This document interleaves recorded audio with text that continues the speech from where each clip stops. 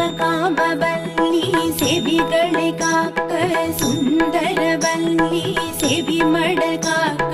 சர்க்குணவல்லி சிரசினை காக்க, ஷண்பகவல்லி சிந்தையை காக்க,